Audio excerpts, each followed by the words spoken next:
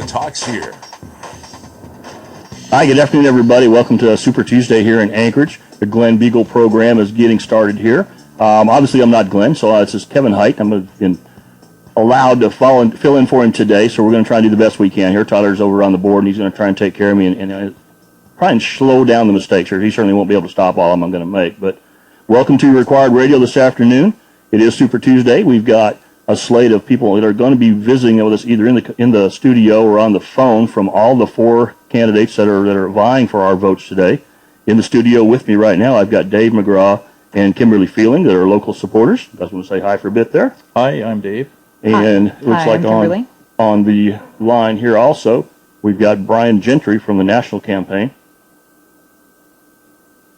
Tyler's fixing me up here. So, Brian, are you with us? Yes, sir. I'm here.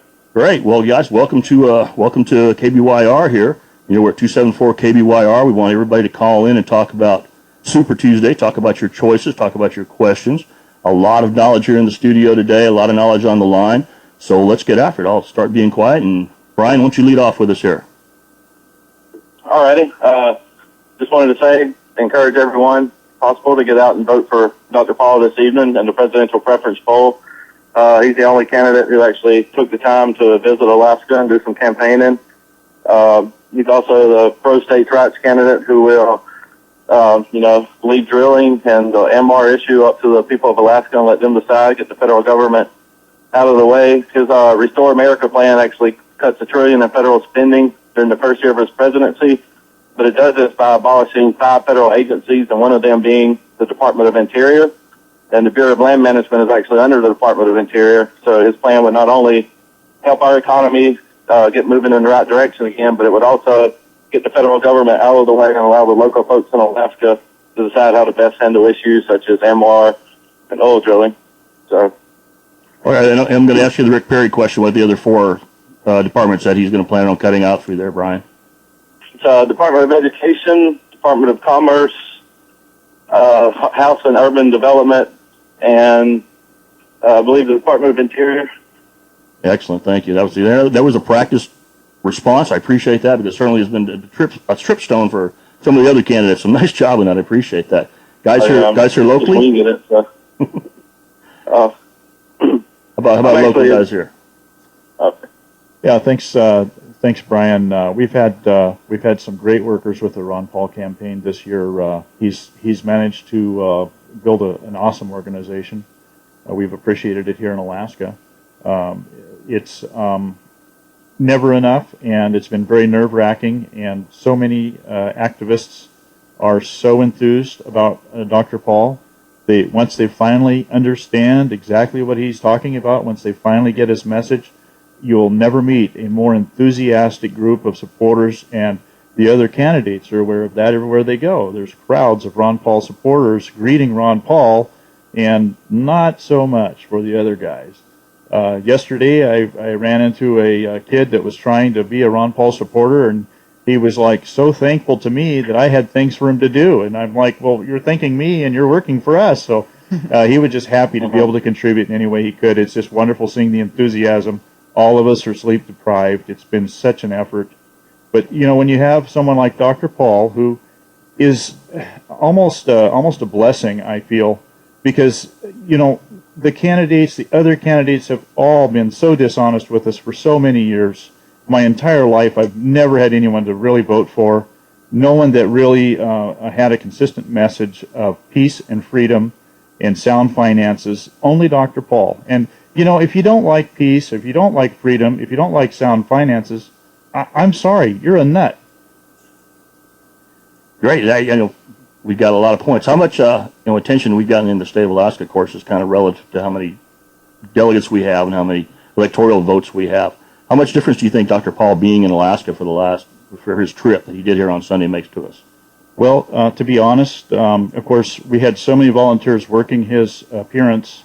I know that we collected a very large number of names of people who wanted to get involved and hadn't yet. We've had so many ways that we've tried to find people, but they just slip through your dragnet, and you find them at the last minute, and we certainly did there. We're going to find a whole lot more here at the polls, And the polls is kind of the start of our campaign. A lot of people don't realize that, but this presidential preference poll is where it starts. Some people will have slipped through our dragnet. We will try and collect them at these polling locations. We have exit pollers in most locations. The ones that identify as being Ron Paul supporters, we're going to snag them. We're going to get in contact with them. We're going to get them to go to be delegates. We hope, and we have a lot of things that concerns a great deal about our country, our state, and that's what these people. They all have shared interest in trying to make a better world, and we're bringing them all together under one fold. I think it's going to be very exciting. We're gonna go to some calls here in just a second. Kimberly, you want to tell me what you're doing with the campaign here? Well, I'm volunteering alongside everybody else, and I was there for the town hall meeting on Sunday evening, just kind of canvassing and talking to people from my district and just discussing why we're so excited about Ron Paul. And I think the main reason people are so excited about Ron Paul and it's so easy to commit yourself to supporting him is because he's actually about education. This is a man that knows what he's talking about. This is a man that completely understands economics, and this is somebody that has a really firm philosophy carrying him through this campaign. And when you listen to him speak, you'll understand that it's not about him. He's not campaigning because he wants the publicity. He wants the fame of being the president of the United States. He is campaigning because he passionately, with all of his heart, believes in restoring America. And he's following this philosophy to a T. And the one thing about Ron Paul is if you choose to vote for him and he is elected, you will never have to question what he's going to do when he's in office, ever. You will know because he's going to follow the Constitution 100% of the way. There's not going to be any of this hypocritical backpedaling. You're never going to have to wonder how he's going to make decisions. You will know, and that's what's so inspiring and encouraging about following Ron Paul. Well, I know having the Ron Paul folks in the studio and out through there, we see a sense of the passion that they've got for it. 274 KBYR is our number here. Statewide toll free is 1-866-610 KBYR. Now we're going to go to, and if I can do this right, I'm going to go to Evan first on the line here. Appreciate your time. Thanks for calling, man. What can I do for you? Well, I just wanted to share my enthusiasm too.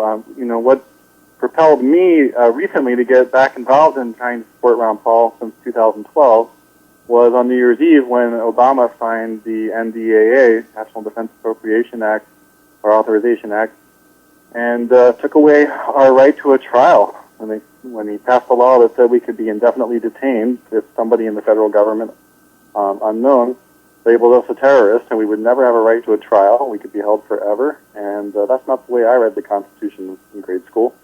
And so I started a group called Alaskans for Ron Paul, 2012, on Facebook, and I can't believe the response. It's grown to over 600 people in just 8 weeks, and it's become sort of a nexus for a lot of the activities that a lot of the activists have been doing.